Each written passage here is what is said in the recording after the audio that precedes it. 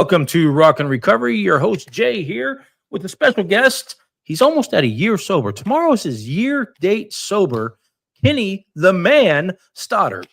Yes. Thank you for having me, Jay.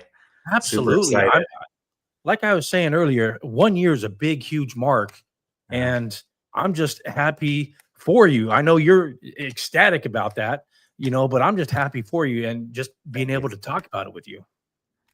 Yeah, and thank you so much for saying that. That is the general consensus amongst people in recovery. They do celebrate those moments because we know how how hard each one of them is. Yeah, this one feels really good. 1 year, I know it's just one of many, but it's a step for me that I probably didn't see. If you were to rewind the clock a few years, going a year without a drink, um, yay me! I'm super excited. It wasn't always easy, but we know that. But the reward has been just, I mean, it outweighs the way I used to feel with, by leaps and bounds. It's just amazing. So I'm grateful to be sober. I'm proud of it. I speak proudly about it. I wear it as a badge of honor because, man, I didn't know if I could do it, but I put that grit into it, and here we are. So I like to say, like I was telling you earlier, I like to bring a hope to people, and what hope stands for. The acronym for hope is hold on, pain ends. yeah, And really, if you have hope, the pain will end. That's plain and simple. So why don't we just jump right in and tell your journey? And I'll probably have some questions and relatable experiences, and then cut you off maybe once or twice, yeah, not please intentionally, do. I mean, not intentionally. yeah, no, please do. I mean, my my journey with alcohol started as a teenager. My story is very similar to a lot of people that have gone down this path. I had my first drink when I was 14 years old, and I was cool, man. It felt great. Wow, I was loving it. Um, from that point forward, I was social. Like I was a regular teenager having beers with the guys, and then off to college, the same thing. No, I was always up for it. I was the guy that, if there was a party going on or whatever, I was going to be there. I loved to drink and we all the things. But, for me, it extended into my professional life. I immediately went into cybersecurity when I graduated from college. This is back in 1997, 1998. Got into the dot-com boom, had some very early success, and just a fabulous career of 27 years now in the cybersecurity space. And again, there was so much of it that was amazing and incredible, and the people that I worked with and the experiences that I had were incredible. Um, but on the inside, it took its toll on me. I think that's the the easiest way to put it, is that it took its toll on me. I was always up to party. I was always up for the dinner, the drinks, or whatever. Um, and as I progressed through my 30s and 40s, it became such a regular thing. Um, by the time I woke up to realize that something might be out, I kind of lost control of the ability to control it, if you will. It became a regular thing for me, and it started to nip away at the important things in my life. My alcohol use did, my relationships with loved ones, my friends. I was becoming a person that I wasn't necessarily proud of. And, I suffered horribly with that shame and that grief that comes with wanting to be a better person. And when alcohol has its grips on you, and there's a lot of people that are listening that know exactly what I'm talking about. But when it has its grips on you, and it's not the right thing to do, and you don't want to be doing it, you don't always win those battles. And I did not. I lost a lot of them, and even when I was trying my hardest, I was losing it to, well, I'll just have one, and then one leads to the typical story. Um, and that kind of came to a head last year, right around this time. Like you said, I'm celebrating my 1 year tomorrow, 11/7, 24. And, last year at this time, I was in a really, really bad place. It was no longer just on the inside. I went from looking strong and healthy on the outside, but hurting on the inside, to looking pretty bad on the outside and on the inside. And I was really struggling with what to do and how to do something about it. And that is, again, for a high achiever, that's a very common rut that we find ourselves in between I need help and actually getting help. There's a period of time, in my case, 9 months, which is way too long, before I actually got the help that I needed. And that surrender that I talk about a lot. And that's not giving up, that by any means. That's giving in. That's doing the most amazing thing by asking for help. And I know we'll talk more about it, but I finally went to Hazelden, and I was a part of their intense outpatient program, and it was exactly what I needed. I needed to relate with people that were struggling in a similar way. I needed to know that I was all right. It wasn't me specific. Like, alcohol it does this to people. And I learned more about the disease. And, it was that time this year that I said, I'm going to turn my life around. Not only alcohol, but the other components that were falling out of place because of that. And, I'm here today to say that, I did that, and I'm proud of myself for the first time in a long time. It took a lot of hard work. The recovery journey was one component of that.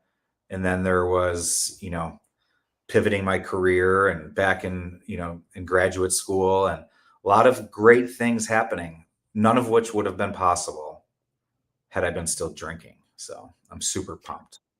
I know you're a successful person in the eyes of pretty much everybody. And that success, did that have a tendency to weigh you down and keep you stuck as an alcoholic? Yeah, I think success, like I mentioned, I was fortunate to be, I came out of the gate strong and successful. Not only was I, right place, right time, working for some great companies with some great leadership, but we were closing deals, we were growing business, acquisitions, IPOs, all these great things were happening. I was 24 years old. Um, Wow.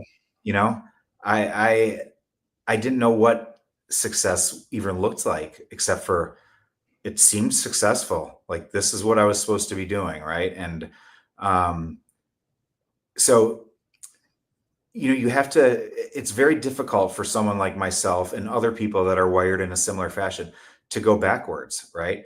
I was making $500,000 a year when I was 24 years old, and Wow. then that's not normal, right? That Right. is an exception to the rule. But I was not alone. There was a lot of people that were in the similar, and so we want to start keeping up with the Joneses, if you will. And with that comes a lot of added stress. The financial component is one of them, but just I'm a hungry, quota driven salesperson, so we were always trying to chase down that goal and be an achiever and be at President's Club and be a top earner and all these wonderful things. And we forget about the other things that are important in our life. Are we taking care of ourselves? Is our family intact in a good way? Our relationships with our friends, are we keeping in touch, out of touch? There's so many things that we could have, should have, would have.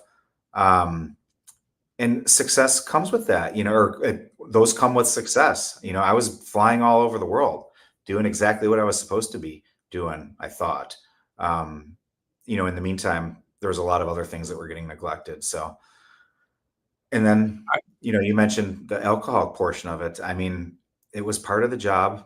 And again, no one Right. poured the bottle down my throat. I will never, my issues were caused by me, not anybody else. Absolutely. But it was part of the job that I embraced, and I was good at it. And The you know, after hours, not making even the deals, after that's a hours, just the networking and the dinners and right. the socializing over like throw me at a wine party and tell me to network, and I'm I mean, that's my wheelhouse The life of because the I like party. that stuff. Well, yeah, and then, you throw the alcohol on it and then you like it more. Right. And that's where great relationships are established. That's where great conversations are had.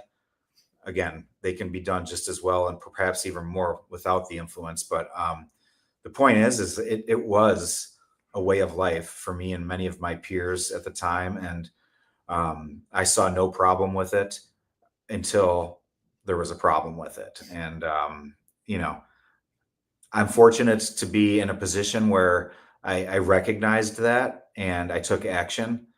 Um, some people have, we've lost some guys along the way that I mean, it's Right. just terrible because of, some of the health related stuff. But, it's allowed me to take a step back and be grateful for the fact that I caught myself before it got too far. I mean, it was because it was close. I mean, Right. Well, my body was telling me.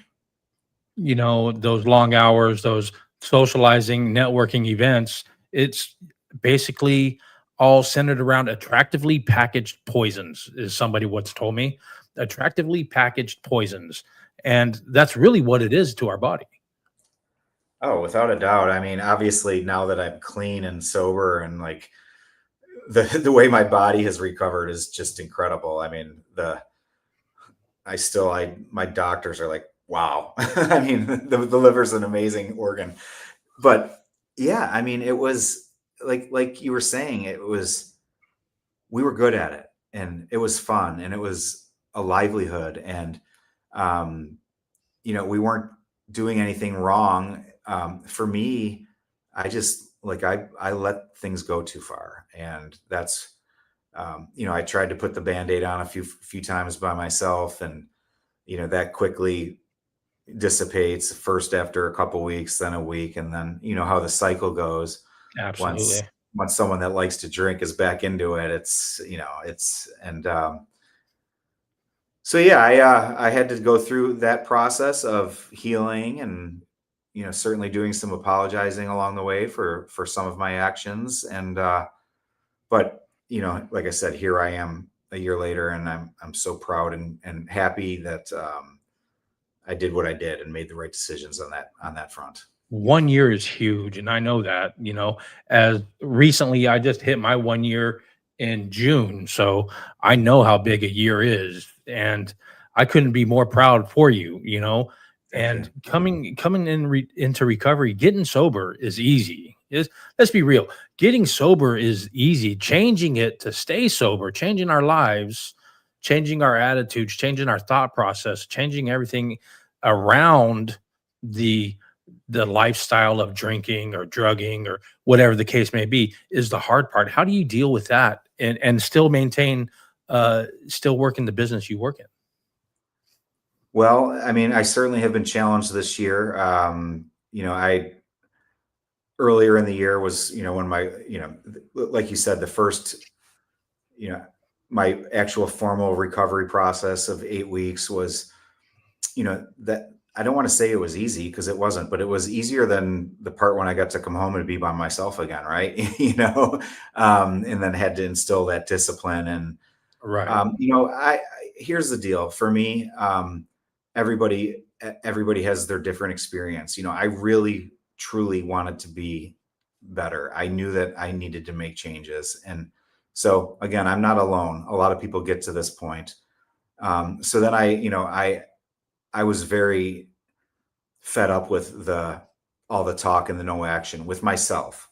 Um, so I had that heart to heart with myself as well about because again, every time I say I'm going to do something and I don't do it, we know how that feels when you're also have the guilt of alcoholism on you. So those moments just continued to compound every day after day after day after not doing something that I was supposed to or hitting and then obviously, like you said, those 8 weeks of recovery were great. And then come home, integrate back into this, trying to embrace this new lifestyle. At the time I was heavily involved in the interview process with some great opportunities to get back into the cybersecurity space. And then one thing led to another, and I decided that, where I need to be is helping other people. And I don't want to sound cliche in saying that, but the thought of going back to what I used to do is frightening to me. For first and foremost, that, like I said, that world involved a lot of drinking for me. So I would be concerned about that and just the challenge that would impose. But, so, I embraced, and then one thing led to another during my recovery, where I was continuing to get feedback from my peers that were in group with me and whatnot, that, encouraging me to help others, and like, you're good at this, Kenny, you should look at doing this and that. I'm like, well, I can't, I'm 50 years old. I can't do that. And well, as it turns out, yes, I can. So I looked into it a little bit more. One thing led to another. Next thing you know, I was enrolled in school again to get my master's at Liberty University, which has been going great. And that will take a little bit of time, and then, I started working with other folks about, how to get their lives back on track in a similar way that I have, because it's hard. And it doesn't have to be alcoholism, or it doesn't have to be drugs. It Right. can be a lot of things. Life is hard in Life general, is you hard. know, Yeah. a and I know early on you were diagnosed with cancer, Yeah. and how much of a role did that play in, getting stuck in the alcoholism still?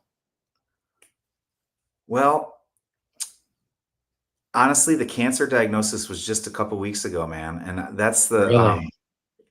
yeah. So again, and I'm not looking for any, like, this is the wildest thing. I've got this recovery celebration going on, and I've started my own business and pivoted my career, and all these really great things are happening. I'm really establishing my relationships back that I had with my loved ones, which I'm so grateful for. But, all these great things are happening. And then, I get this call from the doctor that I have, stage 2B prostate cancer. And I'm like, Oof. what the hell?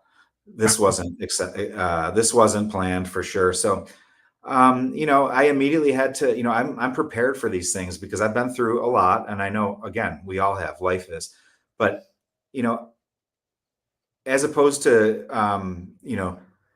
turning into a chaotic moment, I stepped back and provided, got some clarity around it.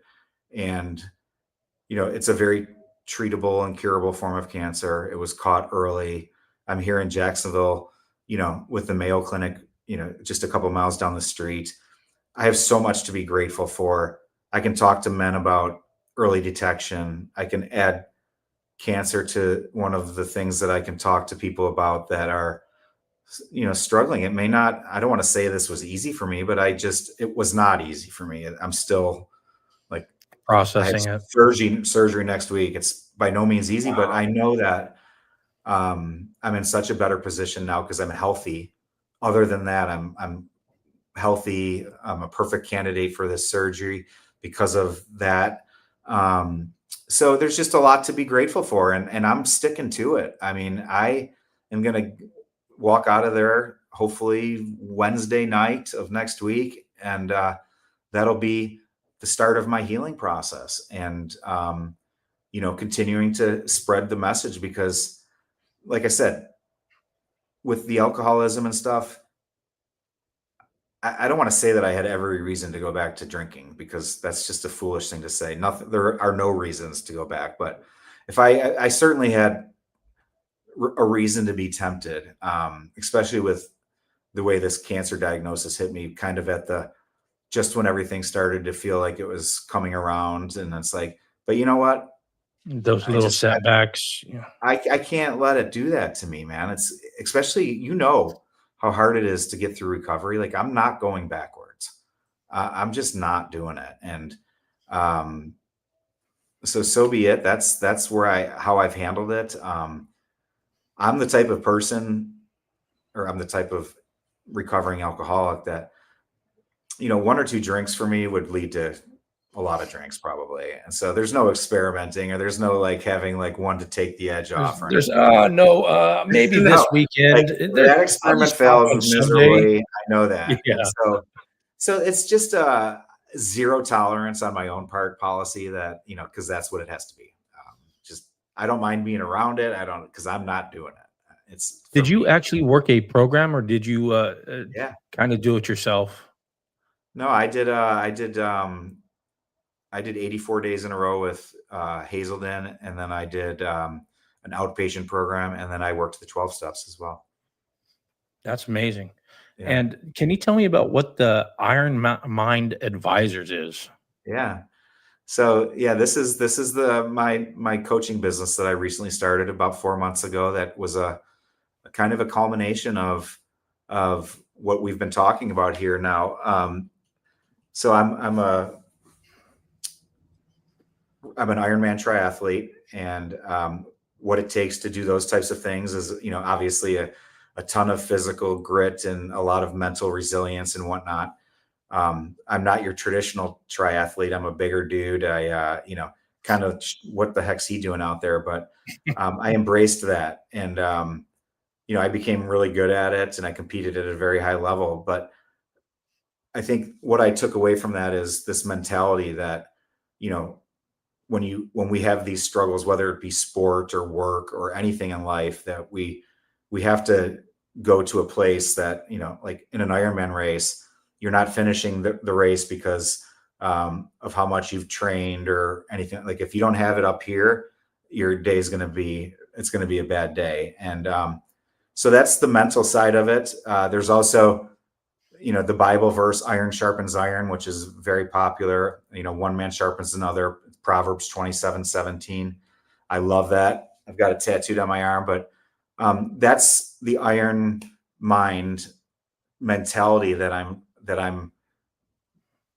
think I'm bringing to the table with my lived experience. I have no formal coaching experience other than, my brief time in the military at the Citadel, and then all of the leadership training that I've done throughout my career, at work and then with an MBA and stuff. But my coaching is based on lived experience. Some of the things that I have done in my career at work were based on goals that I set, and there was no other option. I was going to go get them, and I did. And the same thing went with recovery, where you know the name Iron Mind came about was when I was driving a year or so ago to recovery.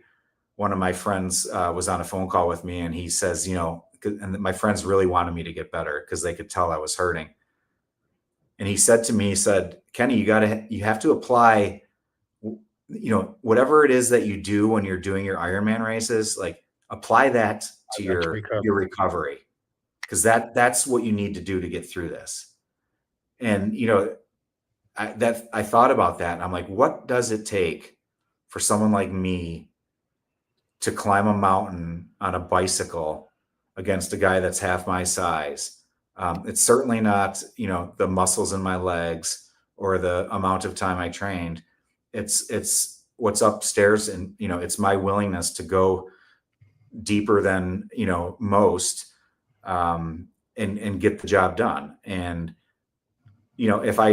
so as I was thinking about that during that drive, I thought about that in other instances in my life where I've applied that same mindset to things. And at this time, it didn't really have a name, but like when I went to the Citadel, I really shouldn't have been there. I just got kicked out of high school a few years earlier, and that's a whole nother story. But I was going to go there, and I was going to do everything possible to graduate and get that ring. And I did all that. So during that process, I was, it came to me about what it does take to get through certain things. And it's not about how fast you can ride a bike or how much you can bench press or any of those things. It's about your willingness to make the effort to do so. So in the case of recovery, I said, I'm going to beat this, and I'm going to get the help that I need to do so.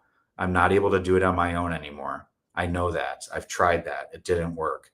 I'm going to get the help, and then I'm going to beat that. And then what I'm going to do is I'm going to fix the other things that I broke along the way, which is some of the relationships that I've had, my career, it took a back seat to my shenanigans, if you will. But I was going to fix that, and my overall health and well-being. And I've done just that. And I don't want to make it sound like I just waved a magic wand. By no means. Lots of hard work and discipline to get to this point. And that's what the Iron Mind is. I coined it because I couldn't think of another, I know what it takes to get through an Ironman race. I've done it several times. I know it's this mental fortitude that exists that we all have within us. And Jay, you have it in you because you just said you had a year in June. You know what the Iron Mind is. You know what what it takes, right? So that's how I couldn't think of a better name of my business to apply that meaning to it. It sounds a little masculine or whatever, but at the end of the day, it's really about using adversity, using those challenges, using a cancer diagnosis, using getting let go from a job as a springboard motivating factor. Yeah. Yes. Absolutely. That's kind of the name behind rock and recovery. You got to be rock. You got to be steadfast. You got to be solid. The rock is the iron, man. I mean, absolutely. And, and it's, again, I didn't make this up. I mean, this is how life works. Now I certainly can put people in the right place with my encouragement of it, but you know what I'm talking about. Like if you put it, it's the rock, it's the iron that goes into these things that makes you hit that 1 year mark, or that makes you pass that bar exam, or makes you get that new promotion. I mean, they're not going to happen by themselves. We know that. And we also need to differentiate ourselves. In the case of recovery, we got to want it for ourselves so badly. It needs to be our number one priority. And, geez, I'm so happy to talk about it, man, because as great as it sounds, it actually feels too. Like, right? Being sober or being clean, like, oh my God, I'm up at 5 a.m. I'm watching the sun come up. I'm like, this is unbelievable. I didn't know this when existed. You start getting a regular sleep schedule again, And speaking on recovery, I know you said family. How hard was it to tell your family that, you know what, I am an alcoholic, I'm going to go get help? Being open and vulnerable with your family, how hard was that to you? It was a lot harder hurting my family. I will say that. My family is small, meaning my sister, my mother, my brother-in-law, my nieces, Rachel, they support me, to such a level that, and then, I have some very close friends that fit into that conversation as well. And if they ever listen to this, they know exactly who they are. But the point being is, telling them that I needed help was a celebration. And I'm telling you, that's exactly how I was apologizing, saying, like, I would say, Lewis, I'm so sorry, man, but I need to get help. Danny, I'm so sorry. What are you apologizing for? I was putting these guys in tears because they were so happy for me, right? They were so happy that I finally owned up to it and was going to do something about it. I was worried about, like, how I was going to impact my relationships negatively by doing that. I couldn't have been more further from the truth. Absolutely. Oh my my family, again, they're probably like, it's about time. Yeah, there was a lot of that. My family, again, they were naive to a lot of it as well, because I wasn't, I didn't look like your typical drunk or alcohol, whatever. And again, whether I looked like it or not is not I was. So, but I did not look to be it, and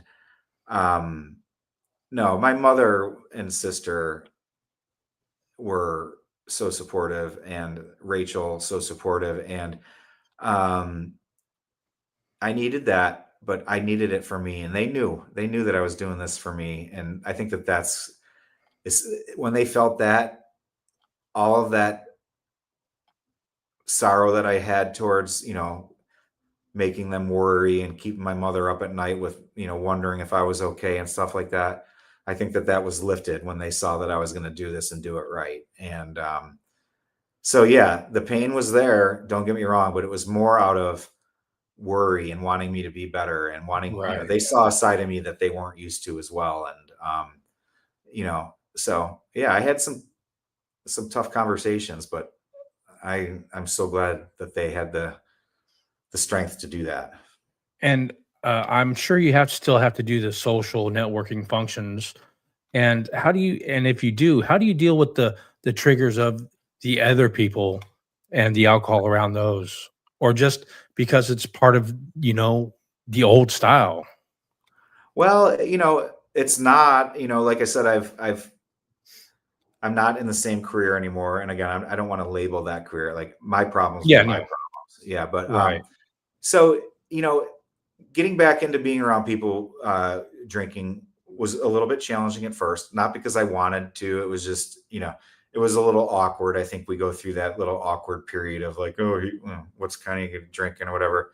My people were great about it, but, now, I still, I don't want to be around too late. I have to have boundaries, and I like to. One of the things for me that was always a trigger was I'm a people pleaser. I always wanted to be there and make sure that no one's by themselves or left behind or whatever. So, but now it's okay. I excuse myself a lot, and I don't need to be the last one there. So just finding new ways to I usually take my own cooler now with my Coke Zeros and stuff, which it is what it is. I don't care. But I drink Coca-Cola, so yeah, I mean, it's no big deal. It's amazing how much I can drink of Coke Zero, but oh that's yeah, yeah, it's just part of recovery, I guess. But the yeah, that part's not over for me though. That'll be a struggle for me for a long time because it was such a part of my life. Even just the social drinks, like those are the ones that I would say I do miss, like being able to right. have one on a Sunday night with my buddies, like I used to with my dad back in the day. Like that would be fantastic. But I know I'm not able to do that because it would be like, oh, one more. Come on, it's not gonna. And then next thing you know, it's Right. again, I wish I didn't feel that way or didn't say that way, but that's the way it works. Because once alcohol hits my brain, you know, I guess I'm not really able to control it. I guess You know, that's it, the reality. yeah, that's the whole reason we are in recovery is because Yeah, I there's mean, a I point just in wish our life that we I like to have couldn't control control over it, stuff, but I don't on that one. Yeah. and alcohol is such a weird one too because it's so socially acceptable to be out to have a drink that sometimes you're judged for not drinking, and it's Oh like, yeah. oh, what, you can't have a drink? What, are you some kind of alcoholic? And it's Yeah. like, yeah, asshole, I am. Thanks. There's a lot of that goes on. I would say not in my immediate circle, but Right. amongst, I was traveling a few weeks ago and it's like always like, oh, why don't you drink? I'm like, well, if you really want to know, I don't drink because I got a lot of miles on the drinking. So, but no, I just, I celebrate it. If people really want to know, I'm very open about my struggle because it was, um, my again, how it is. It's we're never in the clear, but That's I've right. made it this far and I'm proud of it, and that's my story. I think the Um, more the people that keep me accountable, the better off I'm going to be. So I yeah, am very open with yes, the my problems and yeah, addiction. So I have no shame about my being an uh, addict. uh-uh, I had self shame for the shit that I used to do as an addict, but yeah, not anything in recovery. no, and nor should you. And it's amazing that you're doing what you're doing, and not only that, you're having podcasts about it in your spare time for as a hobby, and it's great because people listen to it, and um, whether it's my story or your story or your next guest, these are the things that I listened to when I was walking, when I was wondering about how the hell I was going to get help. It's like that's when something like my message might hit, right? Or someone's message might have resonated with me when I was out on a beach walk because I was fighting that like I got this and then I don't got it. So two steps forward, one step back, three steps forward, two steps back. That's called alcoholism. That's Yeah. called addiction, When you can't right? stop by yourself, Yeah, when you're wondering why I need help, that's yeah, called addiction. That's right, called you need help. right. And so it was, oddly enough, I listened to podcasts and I listened to different things, motivation, speeches, books, ebooks, all the things to try to get the help I need. And it's the tidbits, right? It's the little nuggets that you take away once in a while that say, "Oh, I remember that guy Kenny. Yeah, he showed up for an Ironman race once, half in the bag, but still finished it. Wow, that's amazing." Yeah, no, it's not amazing. It's No, not stupid. really. It's Yeah. it's it's ridiculous, is what it is. Um, but the good news is that I fixed that problem, and that's what I want the people to know is that I recognize it and think about how ridiculous what I just said is, and that actually happened. And now I can say, I learned from it, and I want to pass it on to, like, there are ways. Like, there's so many people that think like, oh, well, just a drinker. That's the way it's going to be. Uh, It doesn't have to be that way. It does not have to be that way. It's actually because the life on the other side, if you're caught up in the midst of alcoholism, the other side is so amazing, and it's so incredibly different than the life that I was living a year ago, that, full of shame, and I just hated myself. And now I love myself, not too much though. I'm just grateful I'm proud of myself. And uh no, now I treat I take this stuff very seriously, and I want to help others because I know that it's just it's just an amazing feeling on the other side of the fence there. and that's a big thing right there. Knowing that you can do it and you are still doing it, and the iron mind advisors, that iron mind, we have to be strong in the head because it's there's that always say that old saying that it's not the size of fighting the dog or not dog Yeah. whatever in the fight, it's the size of fighting the Yeah. dog. We Fighting the have to dog. have some fight in us for us We to have continue, to. Yeah. and That's what I'm talking about. The bite, the iron, yeah, the rock, the grit. it's Um, crazy how some of the strongest people I know have- are in recovery or in addicts, recovering addicts, Absolutely. because we've seen the worst, we've done the worst, we've been the worst, and here we Mhm. are trying not to let anybody do that again. Yeah.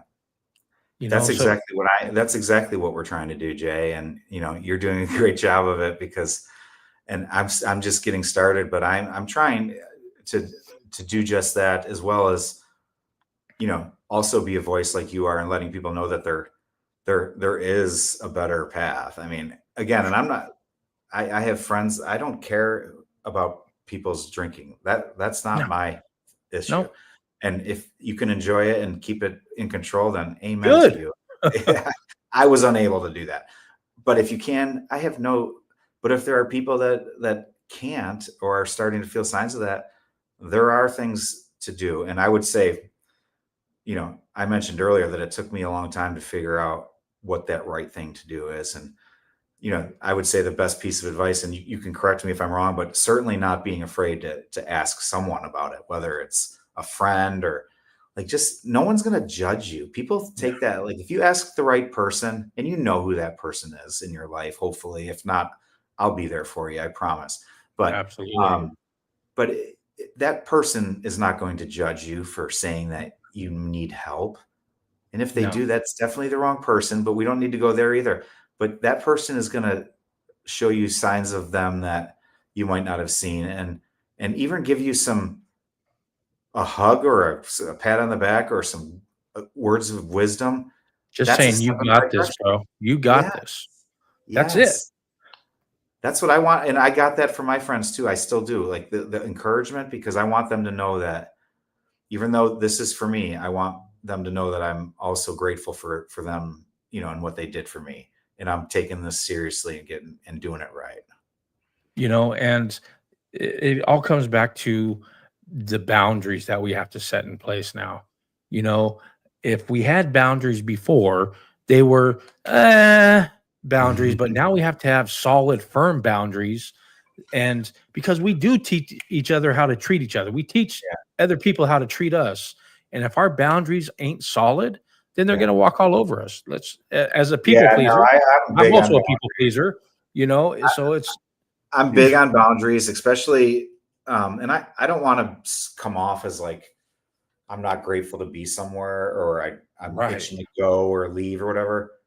I mean, sometimes that may be the case, but ultimately, like my fun runs out pretty quickly now that, like, again, I'm not drinking, and that's great. But as the night gets longer, if like when everybody's having a few, like that's I probably don't want to time. be around a bunch of drunks. Yeah, that's probably time for me to say goodbye. And I was worried about that, how people would respond to that. No one responds to it. Everybody No, understands exactly what I'm doing, and they understand it's not and that was very important to me, especially as a people pleaser. I didn't want people to think that I wasn't happy being around them or whatever. It's just, I know, like, I don't know. It's been a while since I've really had a trigger, but if I'm sitting around and not happy, and then there's a bunch of, I smell the good scotch over there. Like, I don't want to put myself in that position. Is basically what it is.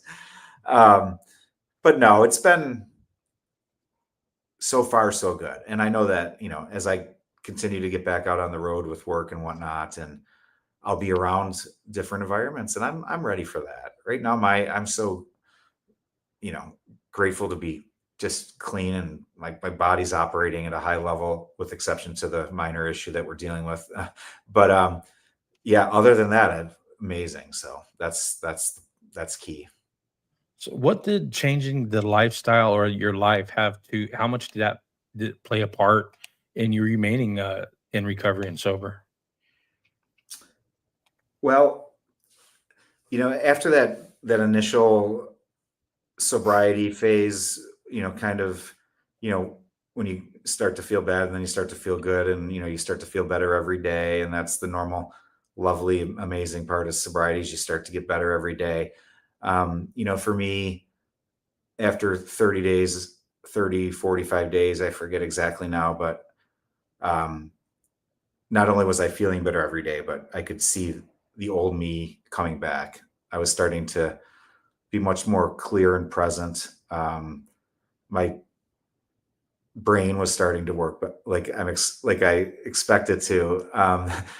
And all the while, never knowing that it wasn't operating at full functionality. But now I'm starting to see that, the little things like the memory, and Mm, but you know, and I continue to say how great I feel today. But so I latched onto that. And it wasn't about, for me, like, oh, I'm going to lose a bunch of weight, or I'm going to go to the gym every day. Like, I already used to do all that stuff. It's about feeling good, waking up, and then going to bed, not only physically, but about myself. And, as the days and the weeks started to mount up in my recovery process, that feeling continued to get better. And then one thing led to another.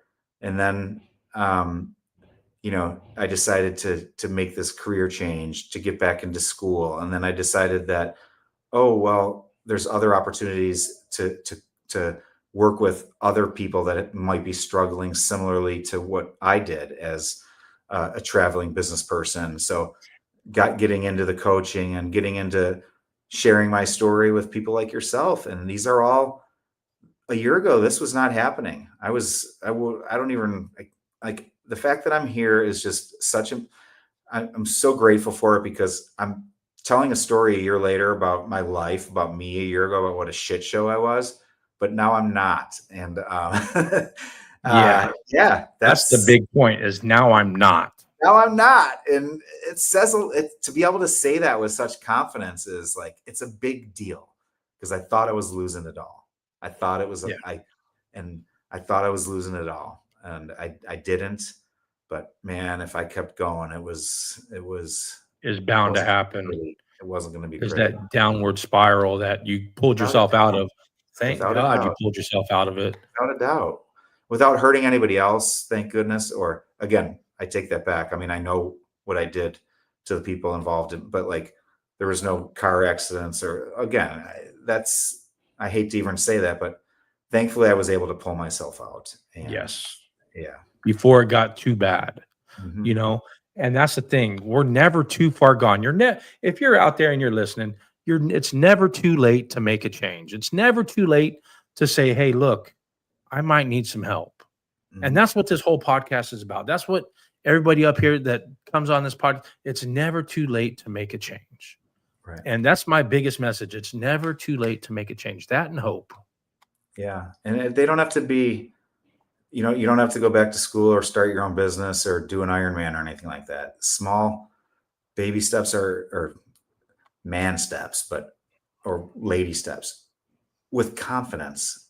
Yes. I always tell people, if you're down on yourself, like let's put one foot in front of the other today. Like let's, go get a haircut, buy yourself some new clothes, whatever it is that's going to make you start to feel better just a little bit. And then we're going to build on that. The next day, we're going to go for a walk or whatever. And then slowly this process, again, we don't have to conquer this all in a day or a week. We have to start somewhere. And that's for me, starting and putting that line in the sand was by far the hardest part of it for me.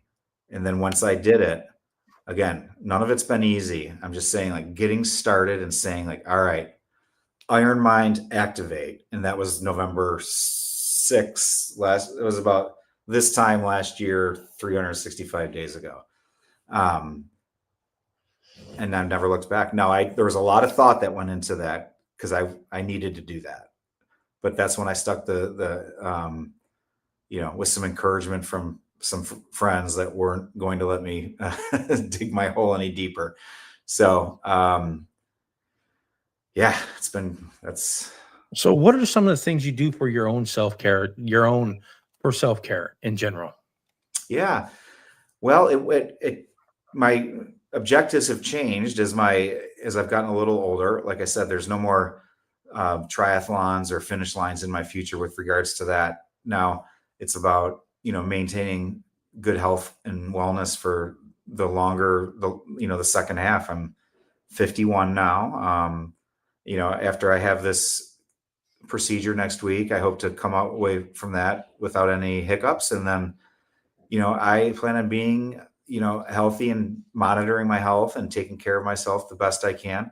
But what that means is walking. It means getting good sleep. It means all the bullshit that we hate to do, staying hydrated, but those things matter. The body, it's a well-tuned machine. And sometimes we let it get untuned.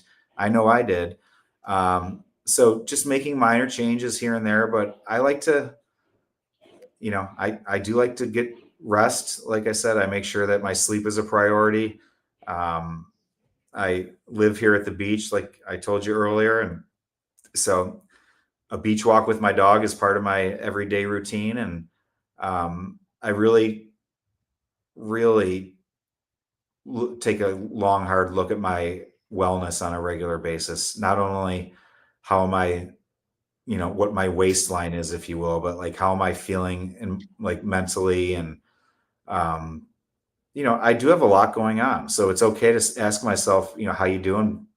I talk to myself all the time. Like, how am I doing emotionally, socially? What can I be doing differently? It's not to beat myself up or critique myself, but it's just a way to keep myself in check because that makes me feel good. Just the checks and balances of making sure that, I've walked every day. And again, it's not run 5 or 6 or 10 miles, it's walk. And because that's important moving forward. Absolutely.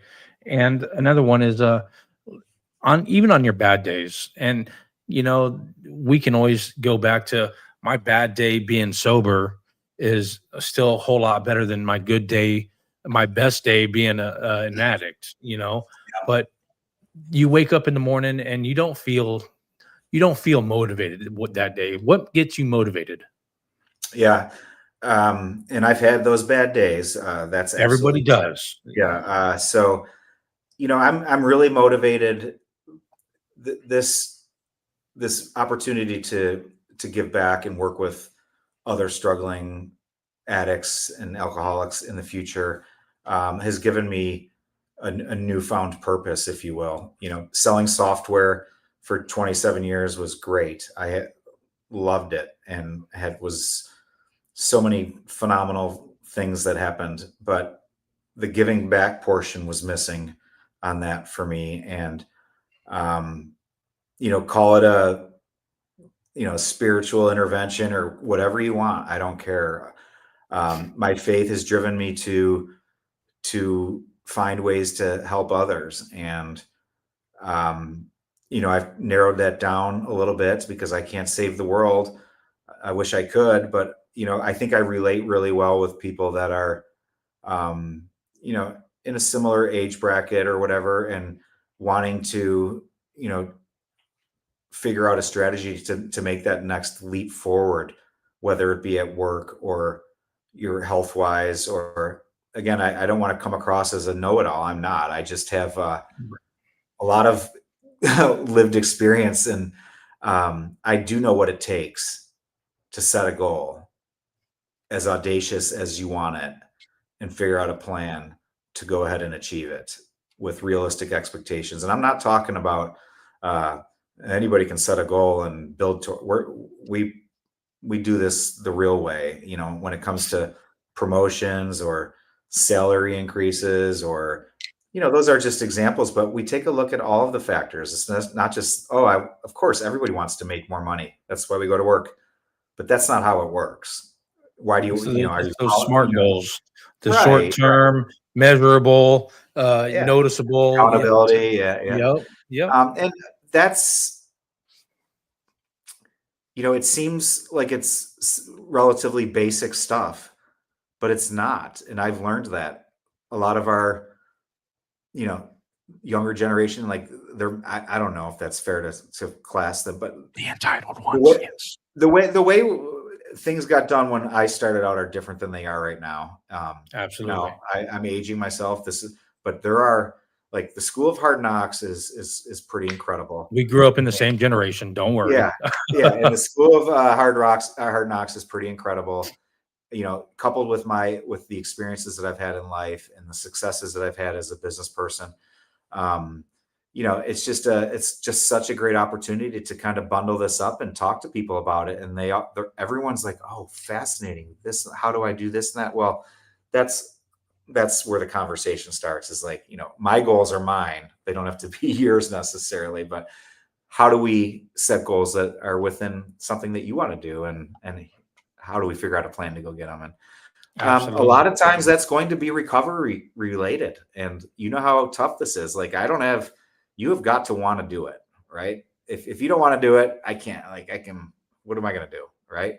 Right. But there's nothing you can do that's going to talk me into wanting to do it. Right. Now, if someone were to come to me and say, Kenny, I want to stop drinking so badly. However, I know that I keep repeating the same vicious cycles because alcohol has its grip on me. And I'm shaking my head as we do this conversation, but I'm just like, I hear you, dude. I got you. I know exactly where you've been. And then I would say, here are some suggestions, because, what worked for me might not work for everybody. But what I do know is that setting a stake in the ground and saying, I'm going to do this, using discipline, accountability, and then reframing your issue as if it's an opportunity to be better. And when I'm talking about alcoholism specifically, it's really very simple to reframe it. Like, for me, I went from being a drunk loser to a very successful, happy person in 1 year. And my definition of success can be completely different than yours. I haven't made a nickel this year financially, but I've changed so much as a human and as a person that there's not a dollar amount that I can put on it. So that's a success right there in my book. It is. And I'm so excited about it. The money will come again. But our definitions of success might vary, and that's just fine. But the idea is that we all have this place inside of us. It's already there. We don't need to go buy it or go to school to get it, go to the Barnes and Noble and buy the book. It's all in there with, it's a desire to combine what you have inside of you with that discipline, and then some, a little bit of a hard conversation and a kick in the ass, and you do some amazing things. Most people in early recoveries, I mean, when I say early, within the first few months, their success is waking up and going to sleep sober. That's a Yeah, successful day, you know, absolutely.